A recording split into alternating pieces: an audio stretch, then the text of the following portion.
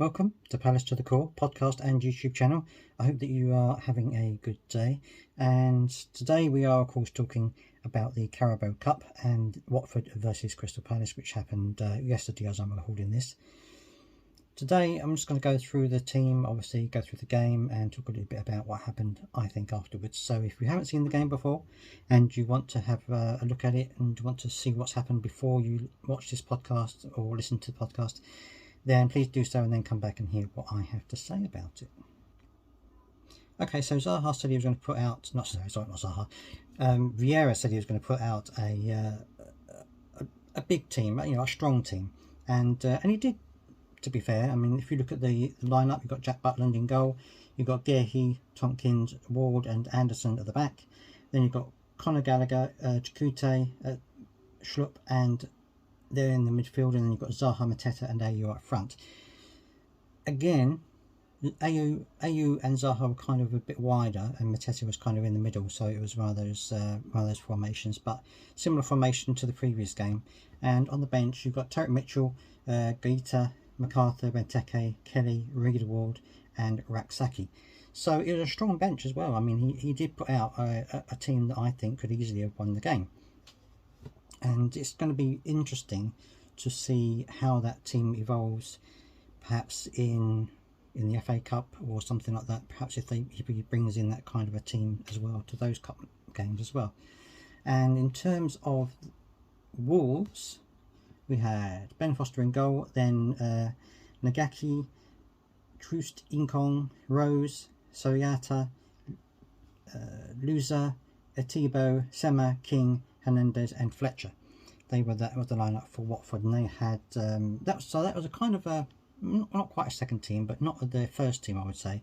They had some first team players on the bench. They had Cleverley, Cathcart, Firmania, Dennis, Barr, Elliott and Alvarado on the bench. So they had some first team players on the bench in case they needed them.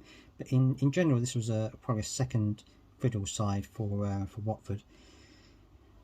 And well, the game started really well, I think. Just as we started the previous game against Brentford, we started really strong. We worked hard. We were creating good link-up play between each other. And, the goals, I should say, should have come. I mean, we had some good chances in the first half. We had Benteke, who hit the ball over a couple of times with his header. And you had Mateta. Mateta had some really good chances. He had one which was cleared off the line, and he also had another one which just went over. So another one that I think he headed straight at Foster. So it was it was a good game. We were creating a lot of chances in the first half, and we were working really hard. I think that in terms of the way that Vieira wants us to play, I think that they are starting to gel into that type of formation and that type of play. They're starting to work the ball wide. Play 1-2s, play triangles and get the ball forward. They're building from the back, which I think Vieira said he wanted to do. So all in all, the first half was really good. We were playing well, and Watford didn't seem to have anything to counteract it. They were chasing the game for most of the first half, and I honestly thought in the first half we were going to get a goal because we had created so many chances, and it was really good to see Palace being that involved and having that many shots on goal, because it hasn't happened that much over the last couple of seasons. But I'll get into that a little bit later on. So if you think about it, I'm just going to look at the stats here. Palace had 4 shots on target, and there were more than that. I mean, Tompkins had a couple of headers go wide, and so that could have easily turned the game. There was a variety of players who had a go at goal, and I think it was good to see a range of players doing that, not just Benteke or Mateta or Zaha. A couple of other players also had a good chance on goal. And we got 3 off target, which I think 2 of those was Tompkins, because he had 2 headers go wide of the post.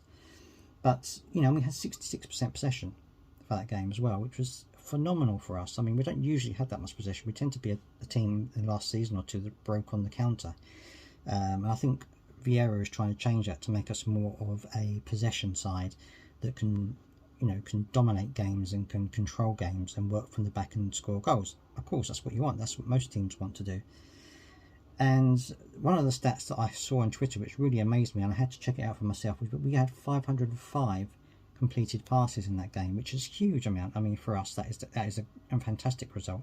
And you know, and Gallagher was again controlling the midfield. He was working hard. He was everywhere again, and linking up play. You know, really was. You know, the new players again played really well. I think he is fantastic. He's really reads the game really well, and made some important interceptions during the game. I think Anderson is also another very good player, and I think that pairing at the back of that partnership in central midfield is going to be key to us this season, because I think that we are going to have trouble at times, and I think that we're going to need them to keep us on some kind of even keel. We had 16 free kicks to their 13, and we also had corners. We had 9 corners, and that's one of the things that concerns me a little bit, the fact that we had 9 corners in the game and didn't convert any of them. But again, you know, we've had the chances. So first half, as I said, we did well. We controlled the game. Watford didn't really seem to have anything to counteract it, as I said. So at half time it was 0-0, and we were playing, I think, as well as ever. But we just didn't have the goal. And I was thinking about maybe they would make a change at half time, but they didn't. We came out in the second half, and the team was exactly the same. Watford did make a slight change in that they brought on Denise. When did he come on? He came on 44 minutes. Hernandez got a card. No, that was a yellow card. Sorry. Joshua King is the one that went off, and Denise came on, and he had quite a big impact straight away. He came on and he was more direct. He had a lot of pace, and Gallagher at times was having a bit of trouble keeping up with him, and he fouled him a couple of times, pulling him back. He really kind of livened up Watford a little bit. They had a bit more possession in the second half after he came on, and it was at that point when I was thinking to myself, we really need to start converting it. If we're going to get more chances, we need to convert them, because Watford are looking a little bit better with Dennis on the pitch, and that was certainly the case. You know, they were a lot livelier. They were getting the ball to him, and he was working the ball quite well, and it did look a little bit of a worry for me at that point. But you know, we came back into the game again later on in the second half. We started to come back into the game, and we started to take good shots at goal again. We started to create chances again. We couldn't convert any of them into goals, which was getting a little bit frustrating by the time the midpoint of the second half was coming on. You know, we were trying really hard, but didn't seem to be working. And then then Palace decided to make a change, and it was an interesting change. I'll say that. I'll say that for the least. First of all, he brought on he took off Mateta and put on Christian Benteke, and he took off Gallagher and he put on James McArthur. McArthur, of course, played well, as he always does. He really tried to get in there and bolster the defence and try to get things moving. Benteke was brought on, I think, to try and give us a bit of an aerial advantage, and to try and hold up the ball more, perhaps, and to hold it off and to pass it on to other players. And I said he had a couple of good headers that just went over the bar. One, I think, was headed straight at Foster. So, you know, again, even with Benteke on the pitch, we were creating chances, but we weren't converting them. And this is the issue that we had the whole game, really, and the game against Brentford as well, to be honest. And then towards the end of the second half, he made an interesting change. He took off Tompkins and put on Mitchell. And I can understand some reasons why he did that, because Mitchell was left-footed player, easier to play the ball to Zaha and, you know, being on the left-hand side. But it was an interesting change. I think I wasn't entirely sure why he did that at the time. And then later on in the game, we had a bit of a problem in terms of Watford were starting to create chances, as I said before. Although we came back into the game, they were still posing a threat to our back line. And then right near towards the end of the game, on the 86th minute, Ashley Fletcher took a shot and it went in, and it was perhaps slightly poor defending, you know, you could argue that, but at the same time Watford was starting to look dangerous. They brought on 2 other players. They brought on Tom Cleverley and also Kiko Femina, who are 2 first team players. They brought those on, to try and, I think, win the game, and they did it. They managed to get the goal from, as I say, from Fletcher, and it was right at the end. It was in the 86th minute, and we'd had good possession up until that point.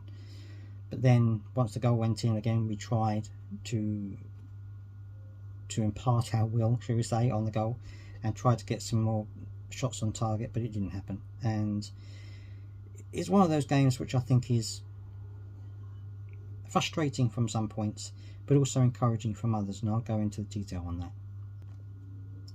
Okay, so the reason why I think there were positives from that game: we were playing well, we were passing well, we were creating chances, and I think some of it was down to luck. I think the ball just didn't fall for us in the right places, and our accuracy was off in terms of shooting. We didn't have the best of luck, and also we were a team that hasn't really scored that many goals, and probably in the last couple of years we haven't really been the highest scorers in terms of getting goals, so it's not something that comes easy to us, especially with Benteke having a really bad spell of form up until last season. And I know Zaha did well last season, scored goals, but this season, and I've given Zaha stick before about his work ethic, and looking at the game yesterday, I couldn't work out whether he is just having a bad run of form, or whether he just has lost interest in playing for Palace, because he was losing the ball, he was giving the ball away at times.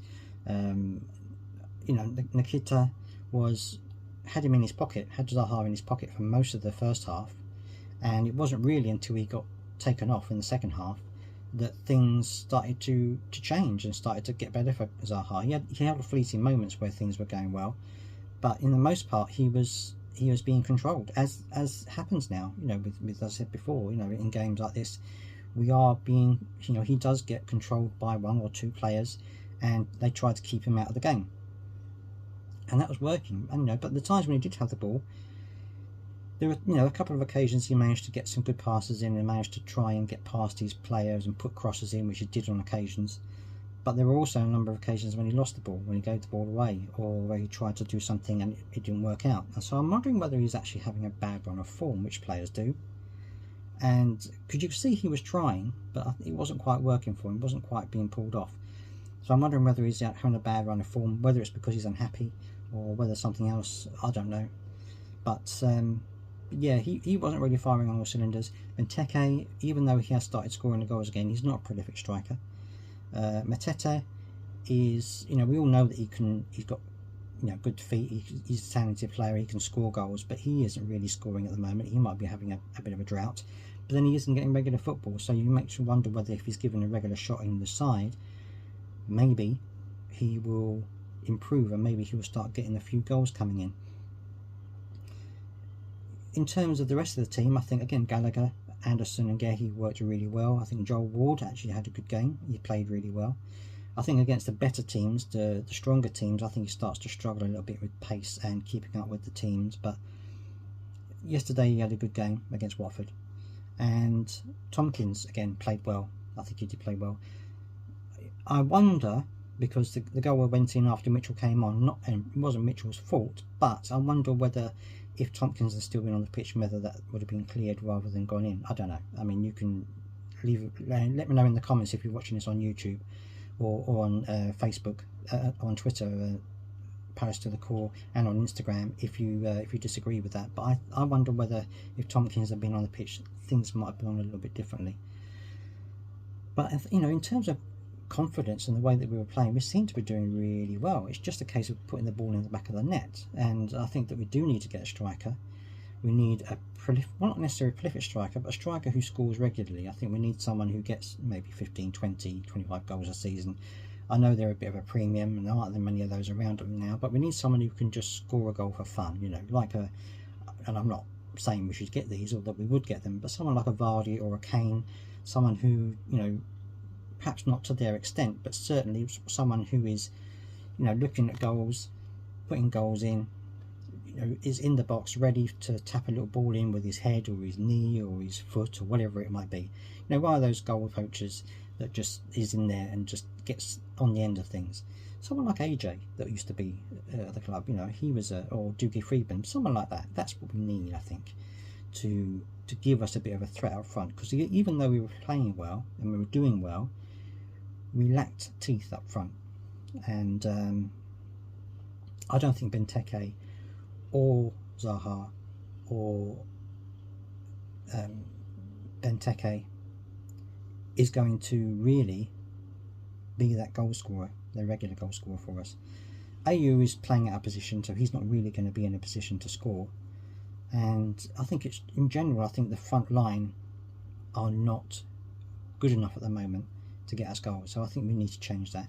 Vieira has said that he's looking to bring a striker in. Hopefully he'll do that this window, because I think we are going to struggle a little bit otherwise. I know we've got Lacey and we've got Eze and we've got Klein to come back, and I think things will change when they do come in, but it's whether we can ride this storm and get a few points in the bag along the way before they come in. If we can't, we could be in a bit of trouble. But then what do you do? I mean, I think, you know, Vieira's on a hiding to nothing. Nobody wanted this job in the close season. Nobody wanted to come to Palace in terms of managerial candidates. Vieira's come in. He said he can do the job. You know, he's willing to give it a try, and I think he's starting to make an impact.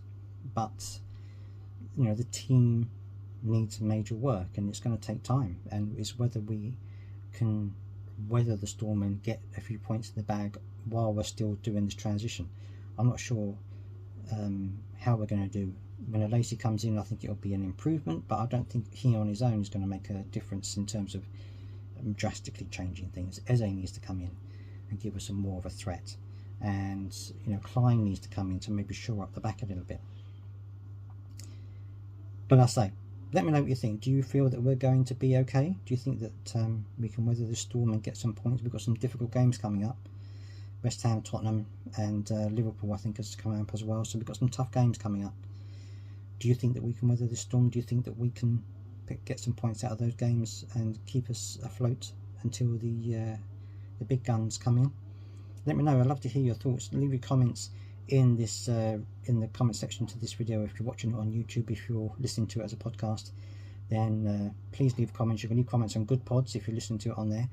And also, if you follow me on Twitter and on Instagram, please leave some comments on there as well. Let me know what you think. It'd be interesting to hear your views. We have another game coming up soon, so you'll see me then. And also, as I said before, on YouTube, I'm also going to be adding some news videos as well as the match reports that I'm doing at the moment. So if you want to catch up on those, make sure you subscribe and like the videos. It really does help a huge amount. So thank you very much for joining me today, and I hope you're having a good day. Until next time, COYP.